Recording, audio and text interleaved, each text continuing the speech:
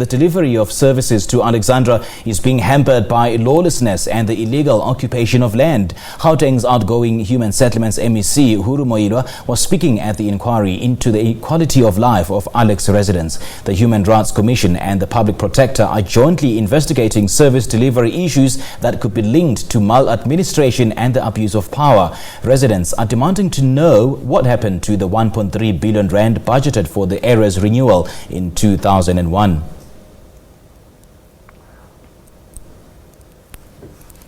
All right, in studio we have our reporter Maageketla Mohlabi. A very good morning to you, Maageketla. Thank you so much for joining us. Do you want to give us a wrap of the proceedings yesterday?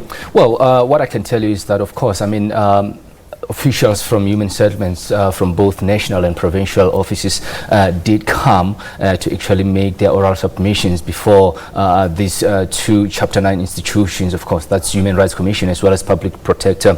And of course, what they detail is basically, as you mentioned in the intro, lawlessness as well as anarchy that's actually hampering the process of service delivery in Alexandra. But on the other side, the question of prioritization when it comes to the allocation of housing in the area, how did it go about? Of course, one of the officials from Gauteng Human Settlements mentioning that the people that are actually prioritized when it comes to relocating or even giving them housing are those people that actually are in inhabitable areas. This could be areas where there are next to Jacques River, for example, and I think this actually raised few eyebrows from the Human Rights Commission, especially because the question is, what about those that have been waiting since 1996 and they're still holding the so-called C form which they used to apply for the RDP housing? What about those? And these are the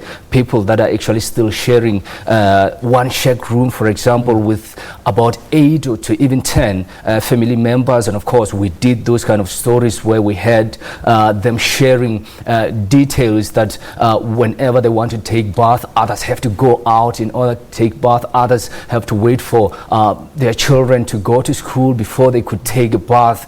So some sad stories coming through from Alexandra. But of course, the issue of illegal occupation, and on the other hand, according to the outgoing MEC, Uhuru Moiloa, saying that it really distracts the whole process of township development because every time people are actually being moved out of those areas, then there will be those that are coming after to actually illegally occupy the land, which is a huge cause for concern to these officials. I mean, the service, the level of service delivery has deteriorated over the past few years in Alexandra, which led to a spate of service delivery protests. And now, as you mentioned, the issue of the illegal occupation of housing and, of course, land has dominated the inquiry. What's the city saying in response to this? Well, let me first take you back to Monday's appearance by Total Shutdown Committee, in which they actually indicated that it looks like this mushrooming of shacks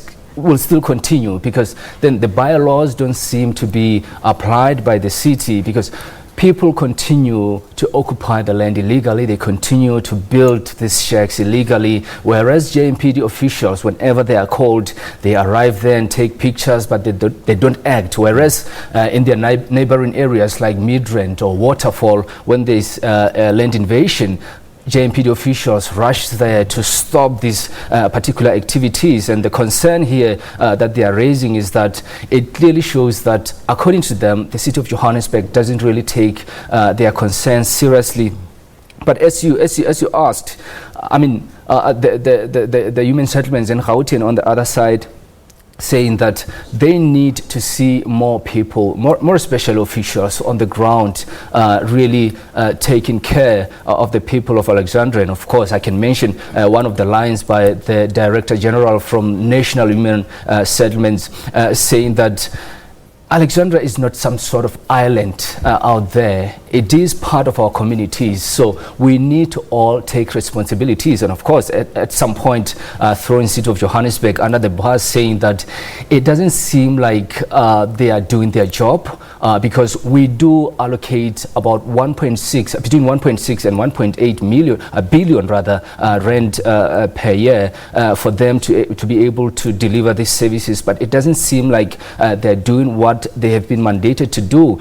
The same concern raised by Uhuru Moiloa, who said that it looks like the issue of human settlement project or proposal is still on the desk in the city of Johannesburg, saying that it is the duty of the city of Johannesburg to really approve those proposals that are on the desk so that they can move forward in terms of intervening with the service delivery issues, more especially in Alexandra and other informal settlements around Gauteng. Just a quick one before I let you go, and please be as brief as you possibly can. But it looks like the city is quite proud of its efforts and boasting of 7-day shifts when it comes to service delivery. Do you get the sense that the commissioners were at all impressed? Not at all, because was it on Monday? No, on Tuesday rather, the city manager, of course, boasting about how they actually give services 7 days per week. And of course, when you then go to Alexandra, you still see a pile up of rubbish in the streets. Again, at the cemetery of one of the Alexandra old cemetery, we saw some graves still sinking in raw sewage that continues unabated. But the city is saying that they do provide these services 30 days or a month in order to actually make sure that they take care these issues. Take care of these issues. But the commissioners are not really convinced of this about this.